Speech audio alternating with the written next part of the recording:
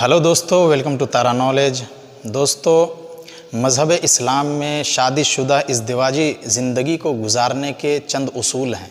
अगर उन उसूलों के मुताबिक ज़िंदगी गुजारा जाए, उन उसूलों पर अमल करके ज़िंदगी गुजारा जाए तो फिर शादीशुदा ज़िंदगी, इज़दिवाजी ज़िंदगी जो है बेहतर अंदाज से गुज़र सकती है। तो इसी टॉपिक पर आज मैं आपसे बातें करूंगा, आपसे चर्चा करूंगा। इससे पहले अगर आपने मेरे चैनल को सब्सक्राइब नहीं किया है तो प्लीज़ सब्सक्राइब कर दें, बेल आइकन को दबा दें, लाइक कर दें, शेयर कर दें, कमेंट कर दें। दोस्तों, निकाह मियाँ बीवी के दरमियान एक मुआहदा होता है। अगर उस मुआहदे का लिहाज किया जाए, उस मुआहदे की पासदारी करते हुए ज़िंदगी गुजारा जाए तो फिर शादीशुदा ज़िंदगी एक बेहतर अंदाज से गुज़र सकती है, खुशगवार अंदाज से गुज़र सकती है। अल्लाह तबारक व तआला कुरान के अंदर फरमाता है, वकैफ़ तअख़ुज़ूनहु वक़द अफ़ज़ा बअदुकुम इला बअदिन व अख़ज़ना मिनकुम मीसाक़न गलीज़ा, कि आखिर तुम उससे मुहर को कैसे वापस ले लोगे जबकि तुम एक दूसरे से लुत्फ़ अंदोज़ हो चुके हो और वो तुमसे अहद व पैमान ले चुकी है।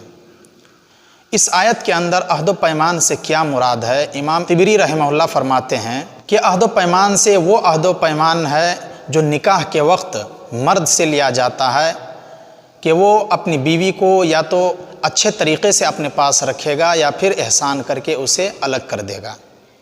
तो अहद व पैमान से ये मुराद है। अल्लाह के नबी सल्लल्लाहु अलैहि वसल्लम ने खुतबा हज्जतुल विदा के मौक़ा पर फरमाया, फ़त्तक़ुल्लाह फ़िन्निसा फ़इन्नकुम अख़ज़्तुमूहुन्ना बिअमानिल्लाह वस्तहलल्तुम बिकलिमतिल्लाह। अल्लाह के नबी सल्लल्लाहु अलैहि वसल्लम ने खुतबा हज्जतुल विदा के मौके पर फरमाया कि औरतों के मामले में अल्लाह से डरते रहना, क्योंकि तुमने उनको अल्लाह की ज़िम्मेदारी पर लिया है और अल्लाह के कलमे के ज़रिए तुमने उसे अपने लिए हलाल किया है। दोस्तों, इस अहादीस में खुसूसन मर्दों को हुक्म दिया गया है, मर्दों को मुखातब किया गया है कि वो औरतों के मामले में अल्लाह से डरते रहें और उन पर किसी तरह का जुल्म ना करें, क्योंकि आम तौर पर देखा जाता है कि मर्द ही औरतों पर ज़्यादती करने लगते हैं, जुल्म करने लगते हैं। तो इससे मर्दों को मना फरमा दिया गया है। दोस्तों, मियाँ बीवी के दरमियान उल्फत व मोहब्बत भी ज़रूरी है। अल्लाह तबारक व तआला कुरान के अंदर सूरह रूम के अंदर फरमाता है, वमिन आयातिही अन खलक़ लकुम मिन अनफुसिकुम अज़वाजन लितस्कुनू इलैहा वजअल बैनकुम मवद्दतन व रहमा। अल्लाह की निशानियों में से एक निशानी ये है कि उसने तुम्हारे लिए, तुम्हारी ही जिन्स से तुम्हारे लिए बीवियां बनाई ताकि तुम उससे सुकून हासिल कर सको और तुम दोनों के दरमियान मोहब्बत और हमदर्दी पैदा कर दी। इस आयत से मालूम हुआ कि अल्लाह तबारक व तआला ने मियाँ बीवी के दरमियान मोहब्बत और हमदर्दी को कायम कर दिया है, जिसकी बदौलत वो उनसे मोहब्बत करते हैं, उनको चाहते हैं, उनके जज्बात का एहतराम करते हैं, उनकी राय को अहमियत देते हैं और हर तरह से उनका ख्याल रखते हैं। ऐसी मोहब्बत जो मियाँ बीवी के दरमियान में होती है कहीं और देखने को नहीं मिलती है। अल्लाह के नबी सल्लल्लाहु अलैहि वसल्लम ने फरमाया, लम यरा लिल मुतहाबैन मिस्लुन निकाह। निकाह के जोड़ों के दरमियान जो मोहब्बत होती है वैसी मोहब्बत किसी और में नहीं देखी गई। दोस्तों, अगर मियाँ बीवी उन मोहब्बत पर कायम रहें तो यकीनी तौर पर उनकी ज़िंदगी खुशगवार अंदाज से गुज़र सकती है। हम सब के उसवे हसना जनाब मुहम्मदुर रसूलुल्लाह सल्लल्लाहु अलैहि वसल्लम अपनी बीवियों के साथ इसी मोहब्बत का इजहार फरमाते थे। हज़रत आयशा रज़ी अल्लाह ताला अन्हा बयान करती हैं, जब मैं हैज़ की हालत में होती तो जब मैं पानी पीती तो बचा हुआ पानी अल्लाह के नबी की खिदमत में पेश करती तो अल्लाह के नबी उसी जगह से पानी पीते जहाँ से मैंने पानी पिया होता। और खाने के दौरान जब किसी गोश्त के टुकड़े को मैं काटती, हड्डी से गोश्त काटती और फिर उस हड्डी को, उस गोश्त के टुकड़े को अल्लाह के नबी की खिदमत में पेश करती तो अल्लाह के नबी भी उसी जगह से गोश्त खाते, उसी जगह से गोश्त काटते जहाँ से मैंने काटा होता। दोस्तों, गौर करने का मकाम है कि आयशा रज़ी अल्लाह ताला अन्हा हैज़ की हालत में है और अपना बचा हुआ पानी अल्लाह के नबी की खिदमत में पेश करती हैं और अल्लाह के नबी उस पानी को पीते हैं। इसी तरीके से गोश्त का टुकड़ा बचा हुआ अल्लाह के नबी की खिदमत में पेश करती है और अल्लाह के नबी उस गोश्त के टुकड़े से खाते भी हैं। और हमारे मुआशरे का क्या हाल है? हमारे मुआशरे में जब कोई औरत हैज़ की हालत में होती है, حیض کے دنوں سے گزرتی ہے تو گھر والے اسے بالکل الگ کر دیتے ہیں، الگ کمرے میں اسے رکھ دیتے ہیں، اس کے کھانے کا برتن الگ کر دیتے ہیں، ان کے پینے کا برتن الگ کر دیتے ہیں، یہاں تک کہ اسے بالکل ہی اپنے درمیان سے الگ کر کے قطع تعلق کر دیتے ہیں، کوئی ان کے پاس جاتا تک نہیں ہے۔ دوستو، ہمارا مذہب یہ سبق نہیں دیتا ہے، ہمارا مذہب اسلام یہ نہیں سکھاتا ہے کہ حالت حیض میں لڑکیوں کو بالکل الگ کر دو، اسے علیحدہ اختیار کر لو۔ ہمارا مذہب تو یہ سبق دیتا ہے کہ حالت حیض میں بھی ان کا جھوٹا پیو۔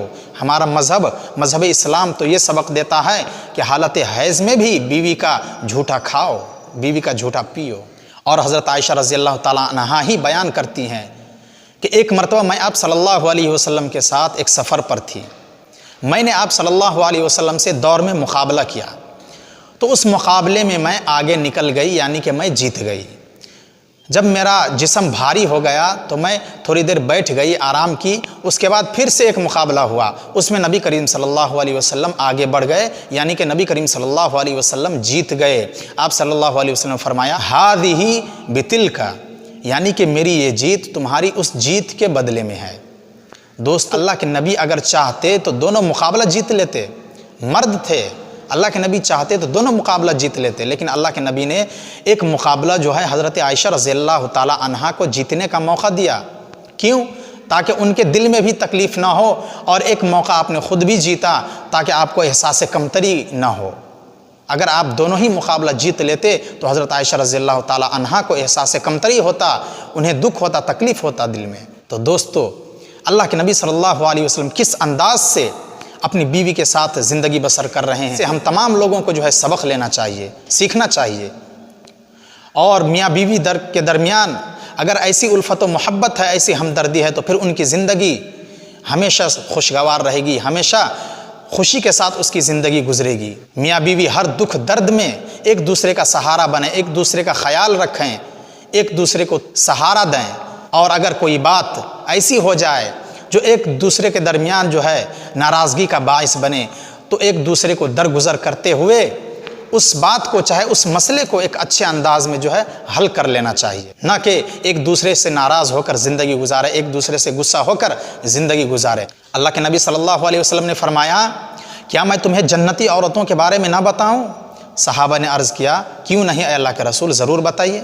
آپ صلی اللہ علیہ وسلم نے فرمایا ہر وہ عورت جو اپنے خاوند سے، اپنے شوہر سے محبت کرنے والی ہے اور زیادہ بچے جننے والی ہیں، اور جب اسے غصہ آئے یا اس سے بدسلوکی کیا جائے یا اس کا شوہر اس سے ناراض ہو جائے، تو وہ اپنے شوہر کے پاس جاتی ہیں اور ان سے کہتی ہے کہ میرا ہاتھ آپ کے ہاتھ میں ہے، میں اس وقت تک کوئی بناؤ سنگار نہیں کروں گی جب تک کہ آپ راضی نہیں ہو جاتے ہیں۔ دوستو، آج ہمارے معاشرے میں ایسی بیوی کہاں دیکھنے کو ملتی ہے؟